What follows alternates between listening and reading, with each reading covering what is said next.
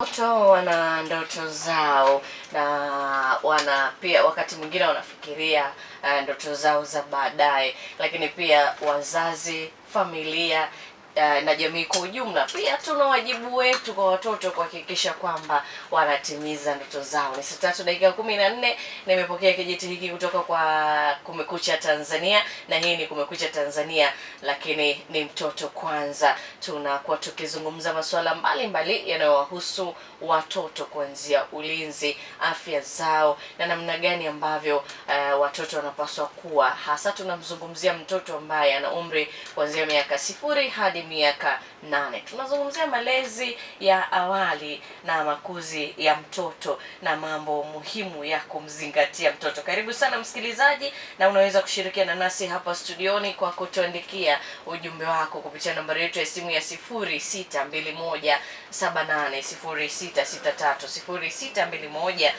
0621780663. Ukianza na neno mtoto kwanza, unaacha nafasi kisha unatuandikia maoni yako hapo, na sisi tutakuwa tukiyasoma humu ndani, lakini pia tutakuwa tukihakikisha kwamba kama kuna maswali yoyote basi yanajibiwa. Tupo pia na wataalamu humu, lakini leo tunazungumza shule za awali zisizo na uzio. Je, zina athari gani kwa usalama wa mtoto?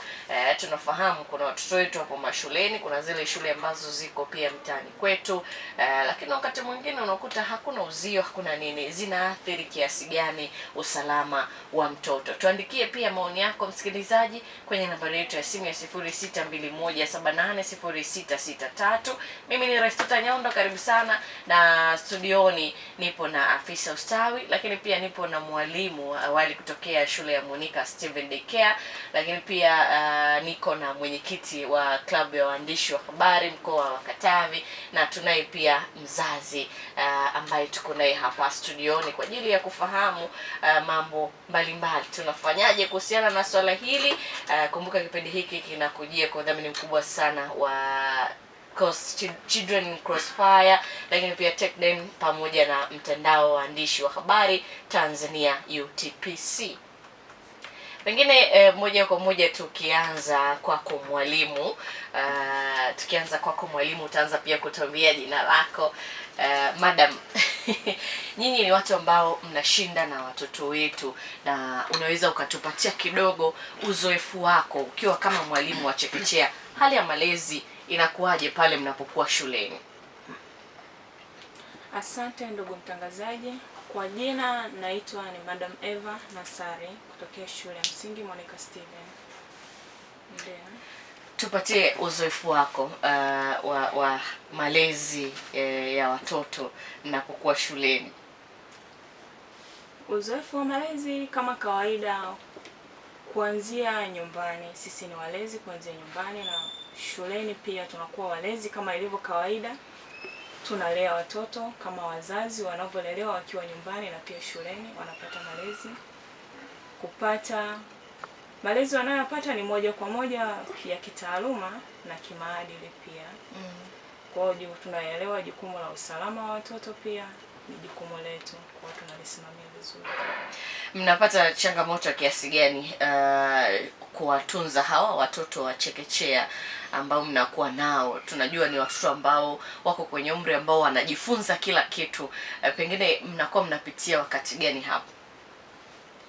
Kiukweli tunapitia wakati mgumu kidogo, lakini sio mgumu sana, kulingana na kwamba tuko pale, ni jukumu ambalo kabla ya kuanza kulifanya tunakuwa tumejifunza. Kwa hiyo tunaelewa ni namna gani ya kuwahandle watoto. Kama walivyosema, watoto wale ni wadogo, wanakuwa hawaelewi kitu chochote. Kwa hiyo tuna jukumu la kusimamia. Unajua kuna wakati mtoto anaweza kufanya jambo ambalo kidogo linaweza kuleta kuwa ni hatari kwake. Kwa hiyo anahitaji mwongozo. Tunasaidia kwa pale, tunaongoza watoto vizuri. Ndio. Umeshawahi kukutana na changamoto au kisa chochote ambacho kilikuonesha kwamba ulinzi wa mtoto ni kazi? Sio kisa kikubwa, visa tu vile vidogo vidogo vya kawaida, mfano michezo hatari. Unakuta mtoto anacheza mchezo ambao kwake ni hatari, lakini yale makubwa kiukweli sijawahi kukutana nayo kwenye majukumu yangu. Na mmekuwa mkifanyaje sasa? Yale madogo tuna ya modo tu kama hivyo, kwa sababu tunakuwa na uangalizi wa karibu. Kwa hiyo unavyoona mapema, kabla mtoto hajaingia kwenye ile jambo ambalo ni hatari, tunakuwa pale kwa ajili ya kumwelekeza na kuzuia kuendelea na mchezo ule. Kwa hiyo tunafanikiwa kuzuia mapema mtoto kuingia kwenye hatari. Tuje kwako afisa ustawi, utuambie kwanza tufahamu kuna umuhimu gani wa kuwa na uzio kwenye maeneo ya shule, hasa hizi shule za awali? Asante. Kwa majina naitwa Nyulumye Longo, ni afisa ustawi manispaa ya Mpanda. Kama tunavyojua kila kituo kinakuwa na mwongozo. Pia uendeshaji wa hivi vituo vya kulelea watoto wadogo kuna mwongozo ambao unaitwa kanuni za vituo vya kulelea watoto wadogo mchana na wachanga pia ya mwaka 2014. Kwa daycare yoyote kuwa na uzio ni kiwango cha usalama katika hicho kituo. Kwa kama ni mkaguzi yoyote yule anavyoenda lazima aangalie, je, hiki kituo kina uzio? Kwa ni kigezo cha msingi sana katika kuangalia usalama wa mtoto. Kwa zile daycare zote inatakiwa ziwe na uzio. Lengo ni kulinda usalama wa watoto. Kama tunavyojua athari za vituo ambavyo havina uzio, kuna athari nyingi sana. Unakuta wakati mwingine kunakuwa na mwingiliano, watu wanapita pale kwenye ile daycare, wengine wanaongea na simu, wengine wanatukanana, wengine wanapiga tu story. Kwa unakuta watoto ambao wapo ndani ya lile darasa wanakosa nini? Utulivu. Akili zao zinakuwa ziko juu hivi, mara wasikilize nje. Wakati mwingine unakuta wengine watoto wanachungulia kabisa dirishani, wanaangalia labda barabarani. Wakati mwingine wanagombana, wamekaa dirishani pale wanagombana, niache na mimi nione, niache na mimi nione nje kuna nini.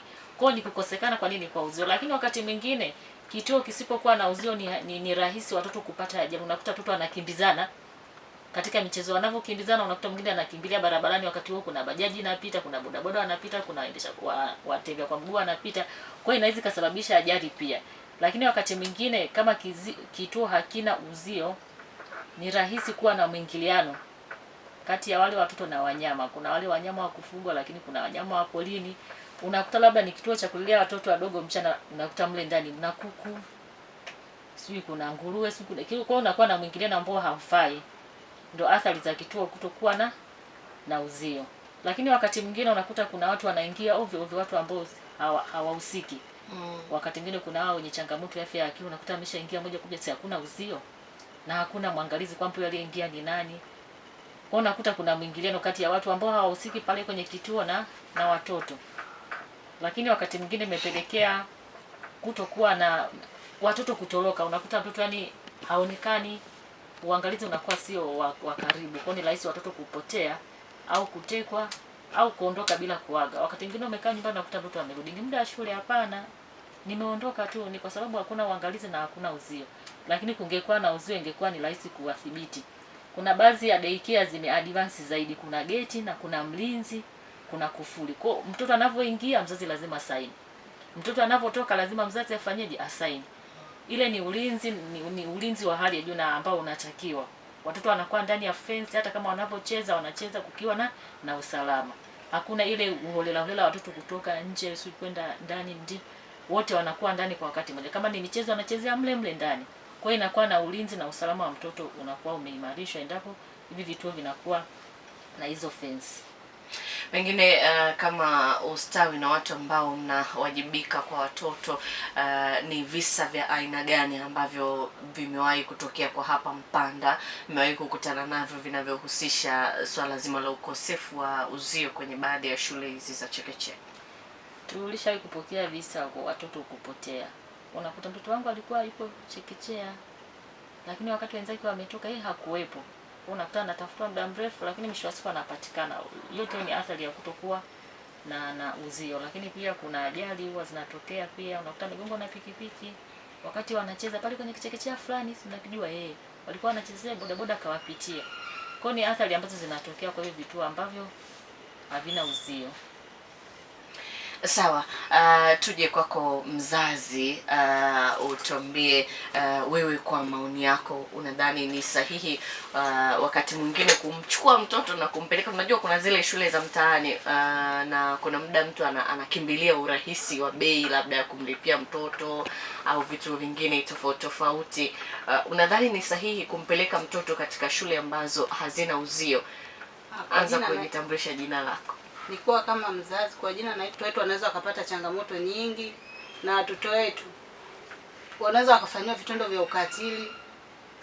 Labda kama mfano sehemu ambayo haina uzio, ni sehemu ya barabara, ile sehemu sio nzuri, ni sehemu ya usafiri. Pikipiki sasa hizo wanaendesha ni hatari, wanaendesha ovyo ovyo, kwa hiyo sehemu inakuwa sio nzuri kwa watoto wetu.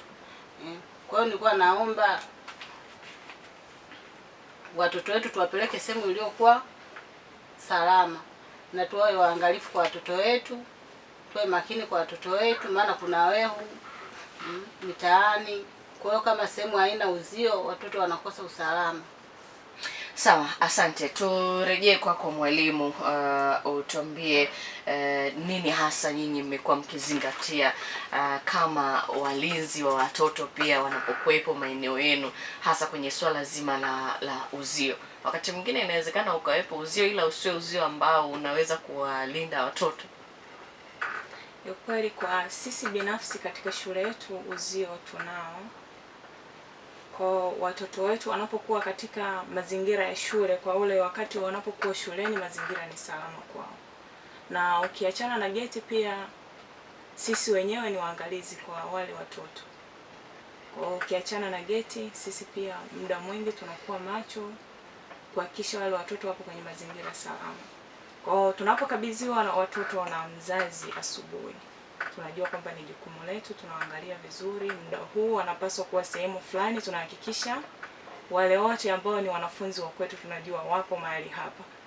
Kwa hiyo endapo yatokea mtu fulani hayupo, tunajua kabisa kwamba huyu hayupo na anajulikana yupo katika mazingira gani, lakini anakuwa ni ndani ya mazingira ya shule. Uzio uliopo katika shule yenu unaona umewasaidia kwa kiasi gani kwenye kulinda usalama wa mtoto? Uzio uliopo kwenye shule yetu unatusaidia kwa kiasi kikubwa, kwa sababu cha kwanza unatuepusha na mchanganyiko, yani mchangamano wa watu tofauti na watumishi pamoja na wanafunzi wa pale shuleni. Hatuna mwingiliano wa ile pitapita ya watu, kwa sababu kama alivyosema afisa ustawi hapa, inasaidia pia kuepushana. Sasa kuna watu, makundi ya watu ya aina mbalimbali, na wale watoto tulionao pale ni wadogo, hawajui kuchanganua lipi ni zuri na lipi ni baya. Kwa mfano kwa sehemu zile ambazo hazina uzio, ni rahisi kupita watu wa aina tofauti tofauti, wanapita watu wa namna mbalimbali, kimuonekano hata maadili wako tofauti. Na ujue mtoto hata akikatiza mtu anaongea lugha ambayo sio nzuri ama anatukana, pengine unaweza ukasikia hata mwenyewe mwalimu anakutukana kwa sababu haelewi kipi ni kizuri na kipi ni kibaya. Kwa hiyo pia kwa kweli na uzio unasaidia kwa namna hiyo. Na pengine pia pale kuna kutoka na kuingia kwa watoto. Pengine anaweza akaona hata ndugu yake amepita sehemu, na atajua huyu anaelekea nyumbani au huyu ni wa kwetu, ataondoka. Kwa hiyo pale mtabaki mnatafutana, jamani huyu yuko wapi, kumbe tayari alishaondoka. Au pengine anapajua yeye nyumbani, lakini amejisikia tu kwamba nimechoka kukaa hapa, ngoja niondoke niende nyumbani. Lakini kama kuna uzio inasaidia hiyo, kwa sababu atakapotaka kutoka lazima pale pana mlinzi atamuona, au pana walimu watamuona, watamrudisha kusubiri mpaka wakati ule sahihi utakapofika kwa mtoto kwenda nyumbani. Msikilizaji, kama ndio kwanza unaungana na sisi, kipindi hewani ni Mtoto Kwanza, na unaweza kushirikiana nasi hapa studioni kwa kutuandikia maoni yako kupitia nambari yetu ya simu ya 0621780663 0621780663. Ukianza na neno Mtoto Kwanza unaacha nafasi, kisha unatuandikia maoni yako hapo, na sisi tutakuwa tukiyasoma moja kwa moja studioni. Pengine afisa ustawi uligusia pia kuhusiana na mwongozo wa vituo vya kulelea watoto mchana pamoja na shule za awali. Sasa tufahamu ni hatua zipi ambazo mmekuwa mkichukua nyinyi kama manispaa ya Mpanda. Tunafahamu kuna maeneo mengi yana shule ambazo hazina uzio. Mmekuwa mkichukua hatua gani, na ni kwa kiasi gani mmewachukulia hatua ambao wanamiliki shule hizo? Asante. Mara nyingi tumekuwa tukivitembelea hivi vituo mara kwa mara na kutoa ushauri ili waweze kukidhi kulingana na mwongozo unavyotaka. Kwa asilimia kubwa hivi vituo havina uzio.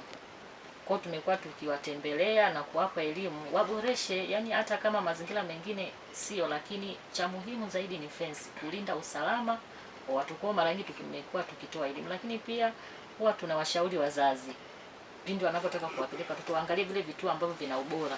Lengo ni kulinda usalama wa watoto. Kwa hiyo tusione tu kwamba kuna bei rahisi eti labda 5,000 kwa mwezi ndio tupeleke. Angalia kwanza mazingira. Je, hicho kituo kina fence? Miundombinu ya kiusalama ya watoto imekaeje? Kwa unakuta vituo vingine labda kuna mipasuko, sio, kuna nyufa, vyo havieleweki, hakuna sehemu ya kucheza, hakuna fence, hakuna milango kupo tu. Unakuta wazazi ndio wanakimbilia kwa sababu ambapo hakuna usalama. Unatoa hela ndogo lakini unahatarisha usalama wa nani? Wa mtoto. Kwa wazazi tunavyofikiria kupeleka watoto kwenye hizi daycare, tuangalie pia hiyo daycare ipoje. Chagua ambayo ina fence na ambayo ni nzuri, hata mtoto akishinda pale na unakuwa na amani kwamba mtoto yupo salama.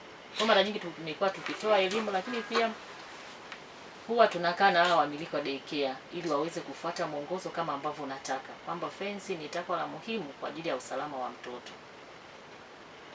Pengine tumkumbushe mzazi pale anapokuwa yupo katika hatua za kufanya machaguo ya wapi ampeleke mtoto wake, vitu gani hasa kiustawi wa mtoto na katika malezi na makuzi ya awali ya mtoto anapaswa avizingatie kabla ya kuchagua shule?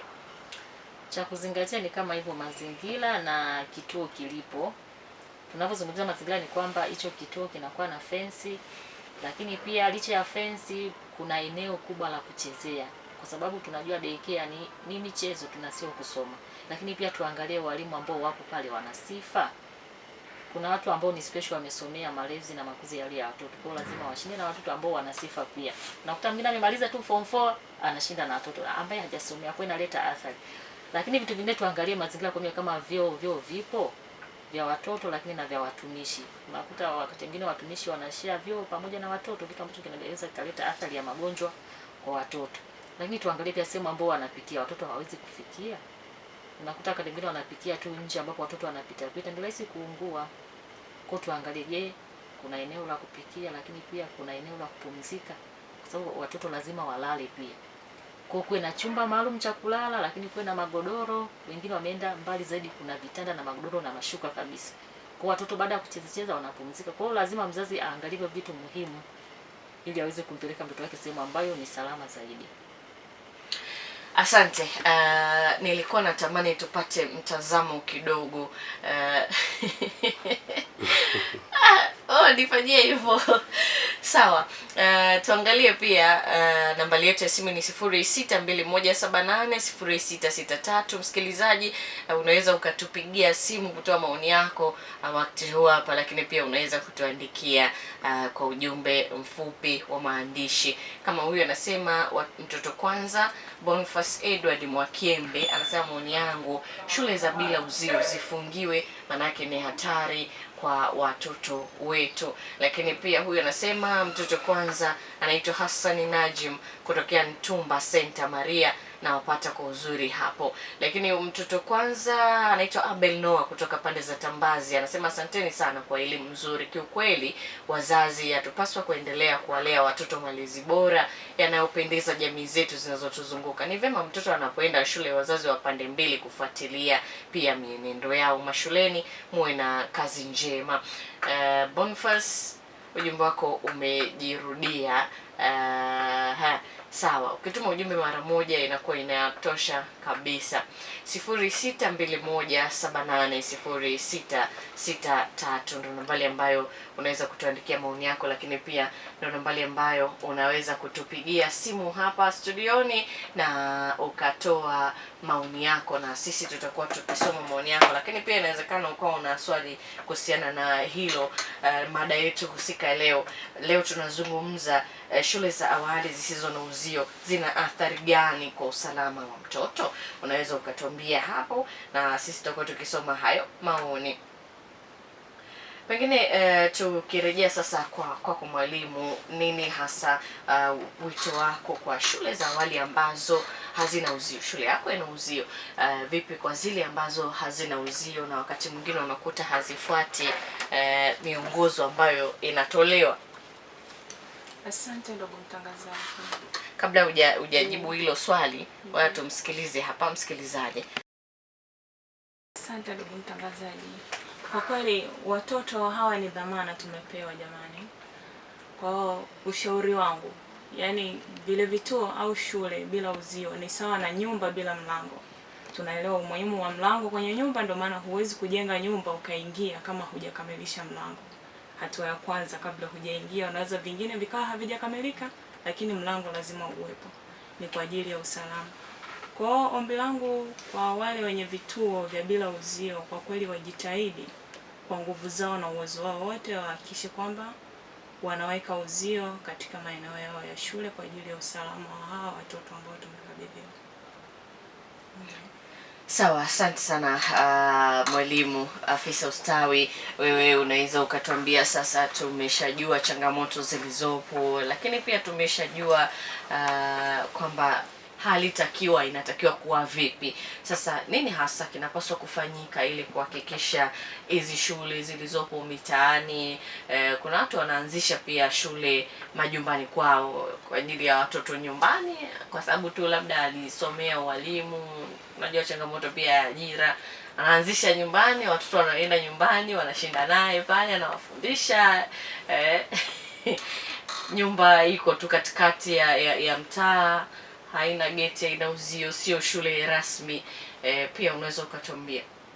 Asante, nipende kushauri kwa wale ambao wana nia ya kuanzisha hivi vituo, tafadhali kabla hujaanzisha hiyo huduma uonane na ofisi ya ustawi wa jamii ili uweze kushauriwa. Lakini pia kwa wale ambao wanaanzisha hivi vituo holela, ni kosa. Kimsingi tukikutembelea na tukabaini kwamba umeanzisha pasipo kufuata utaratibu, tutakufungia. Kwa kama una interest ya kuanzisha kituo, fika ofisi za ustawi wa jamii tuweze kushauriana, lakini pia tuje tukukague kabla hujaanzisha hiyo huduma.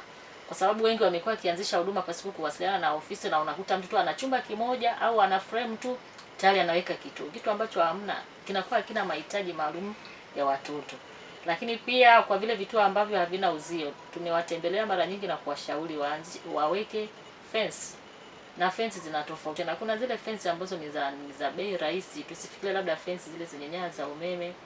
Kuna zile fence za mianzi ambazo zinaweza zikasaidia kwa usalama wa mtoto. Kwa hiyo tutengeneze fence ili mwisho wa siku tusilete mtafaruku, tusigombane katika kutekeleza majukumu yetu. Kwa hiyo ni lazima tulizingatie hilo kabla hujaanzisha kituo hicho. Fikiria nitawekaje fence na fence ya aina gani? Fence ni muhimu kweli kwa usalama wa watoto. Kwa hapa manispaa kuna shule zozote ambazo mmewahi kuzifungia kwa sababu labda kosa kama hilo? Ya, vipo na vinakuwa na makosa mengi.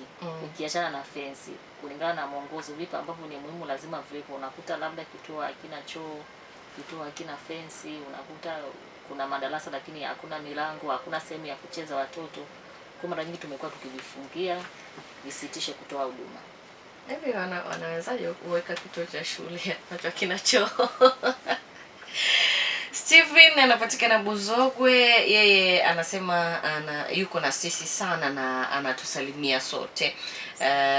Mariam anapatikana Nyerere, anasema dada nakupata vizuri. Haya, yeye anasema yuko nje ya mada, anaomba kazi. Sawa, 06 kama kuna kazi jamani. Monica Steven huko Ustawini, kuna bidada hapa anaomba kazi.